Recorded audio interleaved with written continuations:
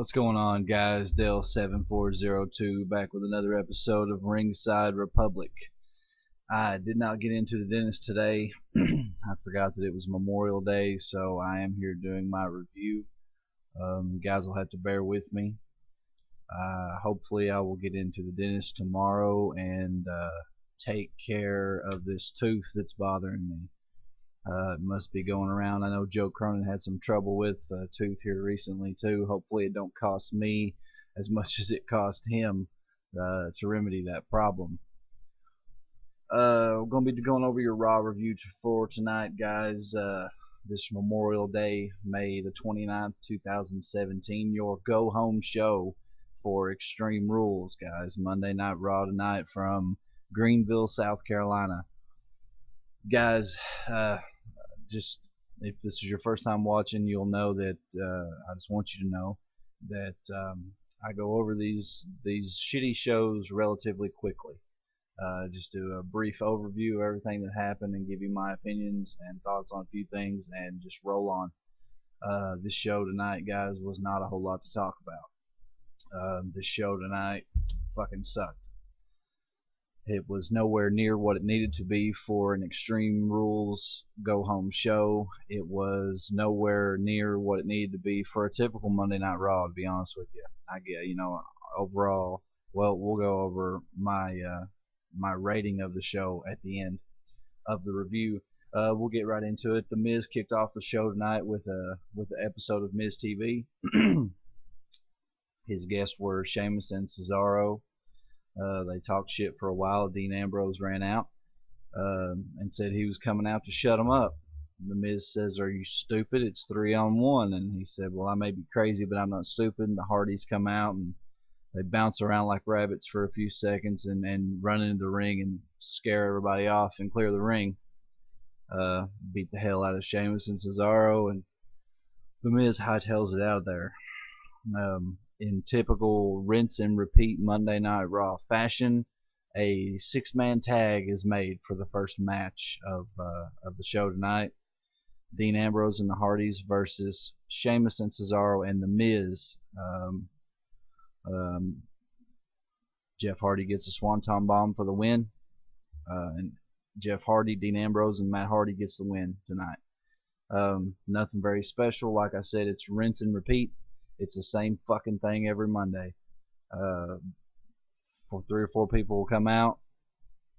They'll talk shit for a little while, and then WWE will make a fucking tag team match, a mixed fucking tag team match. It's the same thing every week, guys, and it's getting very, very old.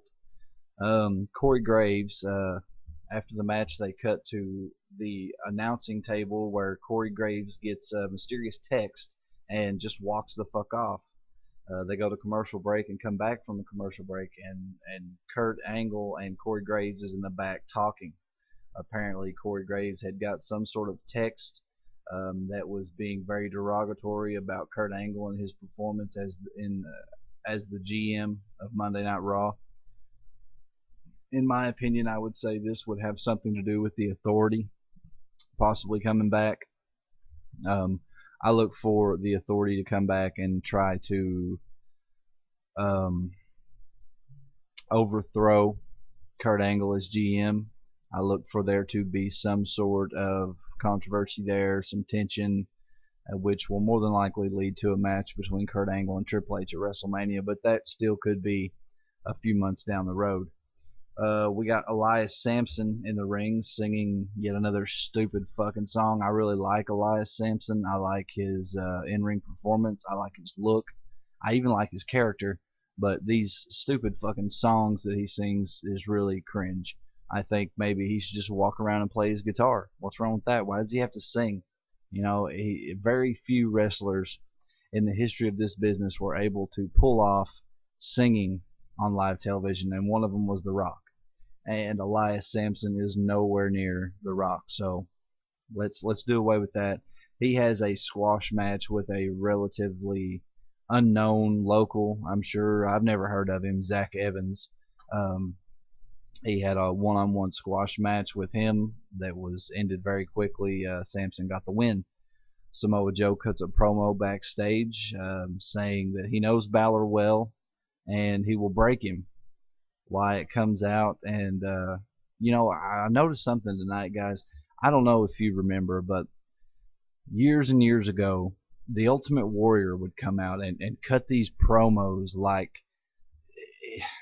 I'm not talking about the conviction, I'm not talking about the intensity of the promo, but the the articulation of the promo itself from Bray Wyatt is very reminiscent to me of the Ultimate Warrior and the way he used to, and I'll call down the gods from heaven, and the angels will bring swords and stab you in the ass, and just weird shit like that. I'm getting that fucking vibe from him. Bray Wyatt does not have any room to talk shit about anybody after the bullshit that he went through at WrestleMania and losing to Randy Orton and all the bullshit that surrounded that. Um, he's not in a badass role right now. He needs to stop trying to act like it. Finn Balor versus Samoa Joe versus Bray Wyatt. This was, in my opinion, the match of the night. I think they had a very good match. Finn Balor did a lot of good ass kicking during this match. I guess you could say there was chants, which was one of the only times tonight that we heard from the crowd in a positive way. Chants of "This is awesome." It was the match of the night. They had a really good match. Finn went up top for the coup de grace to Bray Wyatt. Joe throws him into the ring post, sneaks in, and gets the pin on Bray Wyatt for the win. Samoa Joe won the match. Rollins' backstage interview says that he owns Roman Reigns and he's going to show him tonight that it's his yard, and all this talk of the yard is stupid, in my opinion. We've got Rich Swann versus Noam Dar. Swann comes out with Sasha Banks, which this was one of the highlights of the night. Really quick match. Rich Swann gets the win, and he starts dancing with Sasha Banks.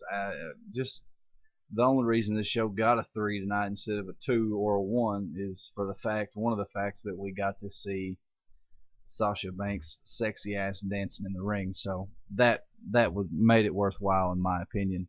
I don't know if they made this match last week or if they just made it tonight, but there has been a mixed tag or intergender tag team match made for Extreme Rules between Rich Swann, Sasha Banks, and Noam Dar and Alicia Fox. So that will be at Extreme Rules. I don't really know what Sasha has done to deserve this fucking mid to low level fucking 205 live storyline. I don't really know what she's done to be involved in that, but it is what it is. The Revival. We get to see the Revival tonight. The Revival, first time we've seen them since Dash Wilder got injured. He still has his jaw wired shut, but they said, tonight the wires are coming out very soon, and they alluded to the fact that the interviewer alluded to the fact that they were possibly involved in the Enzo beatdown from last week. We cut to Corey Graves, who is being very cryptic about possibly knowing who attacked Enzo, and made a statement about Big Cass, and Big Cass comes out and confronts Corey about it, saying, "Do you really think? Are you implying that I did this? Are you implying that I would beat down someone who I think of as a little brother?" I don't really know where they're going with this, guys. It's either the Revival or Big Cass, and the way the way that Cass was acting tonight, I'm almost thinking that it was Big Cass. Maybe we're going to see the breakup of Enzo and Cass very soon. We got Kalisto versus Titus O'Neil. Titus O'Neil gets the win by grabbing the tights. Very boring, very pointless bullshit. The cringe segment of the night goes to, and this may be a regular thing I start doing. I may start doing a cringe segment of the night, and that was absolutely Alexa Bliss's fucking presentation of Bayley, This Is Your Life. I'm not even going to talk about it. It was embarrassing. It was cringe. I TiVo'd, put it on pause, went outside and smoked a cigarette, come in, and I just fast forwarded through the bullshit. Bailey runs out. She starts beating down Alexa.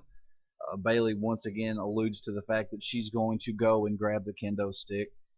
Alexa Bliss grabs the kendo stick that she had hid underneath the table and belts fucking Bailey in the back with the kendo stick. So, you know, and guys, one interesting point here. I think Bailey's due for a win. Bailey's due for some sort of victory. Alexa Bliss has been getting over her for the last few weeks, and Bailey has no momentum going into this pay-per-view. So that leads me to believe that we may be seeing a fucking another title change at Extreme Rules. I mean, they're bouncing these fucking titles around from left to right. I think maybe the longest, and this will be something interesting to research. I may do that over the weekend. The longest singles title reign that we've had in a long time hasn't been longer than a couple months. They may put the title back on Becky or back on Bailey at Extreme Rules. We'll go over that in more depth this weekend. I'm going to be doing an Extreme Rules preview and prediction show. We cut backstage. Enzo's laid out again. Kurt Angle says that it couldn't have been the Revival because he saw them leave earlier. Once again, kind of alluding to the fact that Cass may have been the culprit here. Cass went to check on Enzo when he reached down and kind of touched him. Enzo jerked and acted really skittish and afraid, like and confused. I don't know, guys. Maybe we're truly seeing the breakup of Enzo and Cass. So we'll just have to wait and see about that. Austin Aries and Jack Gallagher, whatever the fuck, versus Neville and TJP again. This is a match that we have seen at least 4 times in the last month and a half. Nothing special. Fucking Austin Aries gets the submission win. Roman Reigns cuts a promo backstage saying that no man owns him, and he's going to show everyone tonight why he is the big dog and this is his yard. We got another Shattered Dreams production, which is the most exciting part of Monday Night Raw for me. I just love, it takes me back in time. It takes me back to the Attitude Era. Only back then, when he did one of these Shattered Dreams productions, it would have been a lot raunchier and probably a lot better. But Goldust cuts a Shattered Dreams Productions. R-Truth does his own mock production, Truth Be Told Predictions, or Truth Be Told Productions, or something like that. Very, very lame. They make a lot of movie references, and this is going to be the next big feud leading into, or not the next big feud, but this is going to be a feud that is going to hopefully carry these two guys into the next few months. Not a whole lot of interest in it right now. I'm more interested to see what Goldust is going to do, if they're going to take the reins off him a little bit and let him kind of go back to his old ways. It might be interesting if they do that. Seth Rollins versus Roman Reigns. Guys, it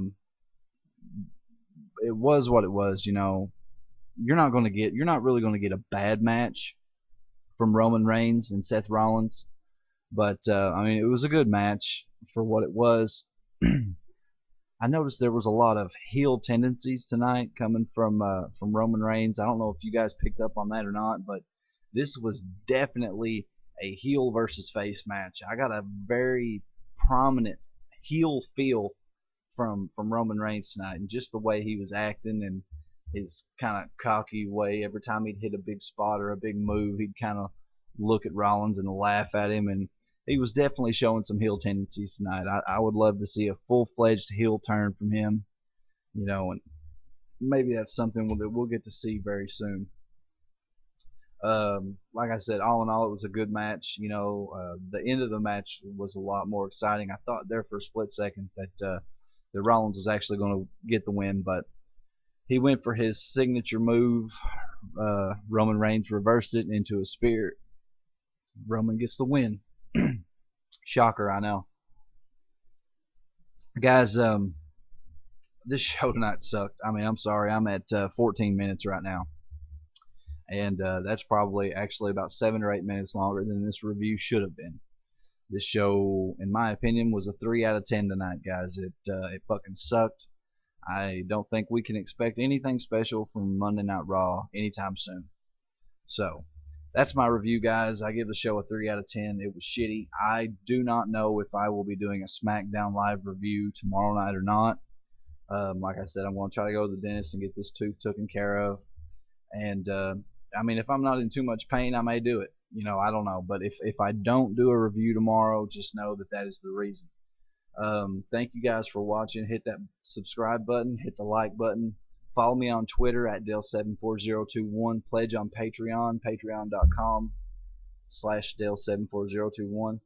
And thanks for all the continued support, guys. Thanks for watching, and we will see you next time. Have a good one.